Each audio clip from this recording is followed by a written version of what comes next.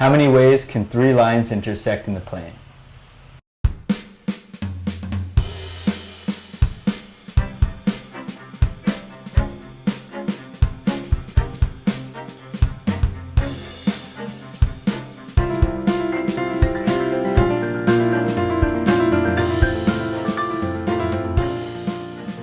Hi, I'm Scott Baldridge, and this is Geometry and Topology Today. I'm here at LSU, the beautiful campus of LSU, with Moshe Cohen, a mathematician, who's going to talk to us today about lines and planes in space. So Moshe, tell us about the answer to that question you posed at the beginning. Well, if we're thinking about lines in the plane cutting, we can cut a sliced bread just by making parallel copies like this. And something like this, it looks like a pizza. Exactly, where all the lines go through that center point. Cool. We could also do something where two of the lines are parallel and one of them cuts through it.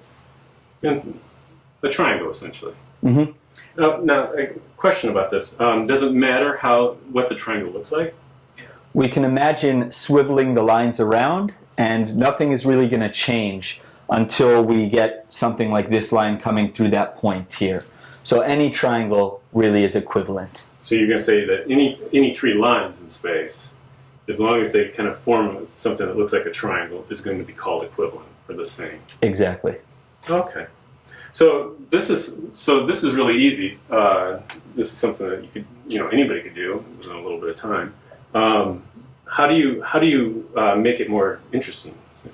So we can start by making n go up. We have n is equal to 3 here. And if we take 4, 5, 6, you could do this at home. It's not so bad. But if we try to go up to n is equal to 10, it's going to take a pretty exhaustive list to try to get everything. And you're going to have a really hard time making sure you didn't miss anything. That's something big in mathematics. So you're trying to classify all the different ways the configuration is. And you can imagine there's going to be lots of them. But it's still going to be fairly straightforward, right? So it turns out that we can solve these types of questions by looking at where the intersections happen.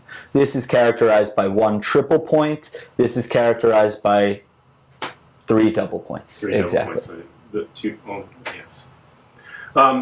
So then where do you go from there?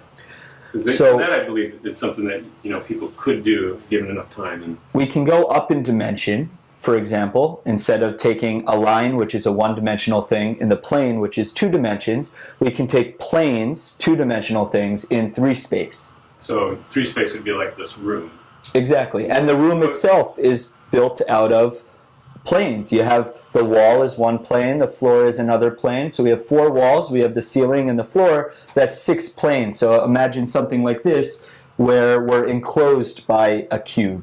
So that would be a way of getting a room, is by putting in planes in space. And then that would be 6 planes. And then you could ask the same question if I put 10 planes in, or 15 planes into space here, and asked, what are all the different types of room configurations? Or different ways of those ways? How many rooms you would get and things like this. And how many lines intersect? So it's a little more complicated because these 2 planes are going to intersect at an edge, at this line, sort of where the wall hits the floor. But in the corner of the room, you have 2 walls and a ceiling giving you a point.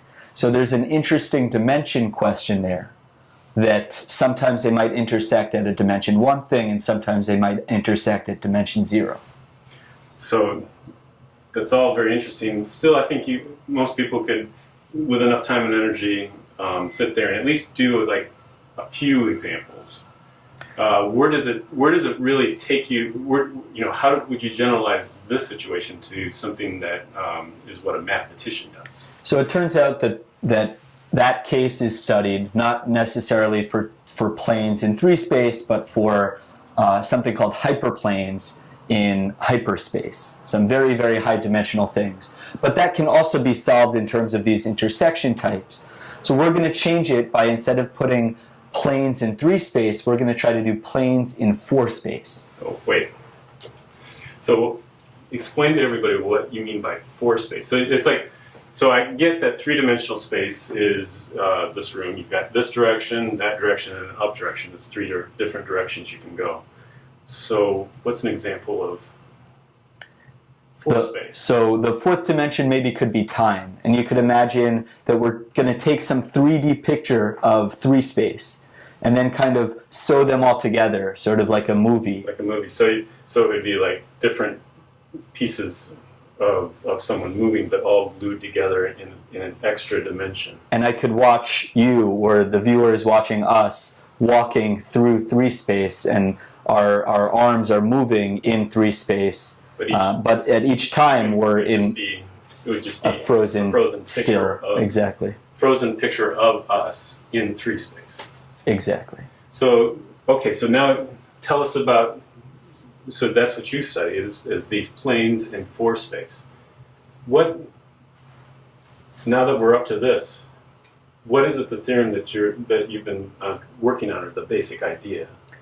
The trouble is that this idea from the real case, from the easy case, that the intersection points tell us everything about these spaces, is suddenly not true anymore. And there's this big counterexample that happens at 13 planes in 4 space. So now you have to imagine 13 different planes in four-dimensional space has some sort of configuration like this. And what's the counterexample? Or describe what? There's these pairs are named for Zariski, who was a guy who studied equations way back almost 100 years ago. And we're studying equations of these things and trying to find equations that should look the same. Maybe they look the same by the intersection points, but it turns out that the way that they sit in space, the geometry, is different. And so 13 is the magical number. How does that relate to the theorem that you're... We've gone up, many people have cleared out and found that there are no counterexamples below 6, below 8, below 9. So we're finally working at 10. We've found some nice lists to look through so that we don't have to check the millions and millions of cases that you would get. So that means that at 10, you know that everything is nice up to 10, and 13, it just goes right off the deep end. So we're hoping to figure out really, 13 we know is the first place we have a problem, but maybe the problem starts somewhere earlier. Maybe at 11 or 12. Maybe even at 10 in one of these 1 or 2 exceptional cases that we still haven't checked. Oh, very good. So, one last thing. What would a high school student need to study in high school? Say they're a 10th grade geometry class. What types of things would they have to study to be able to do something like this someday? So I love the geometry here. We have triangles and we can sort of move the lines around and figure out how many rooms we get and things like that.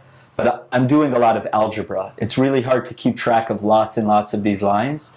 So I need like the equation of these lines and to find out the point of intersection, which is something you do in an algebra class.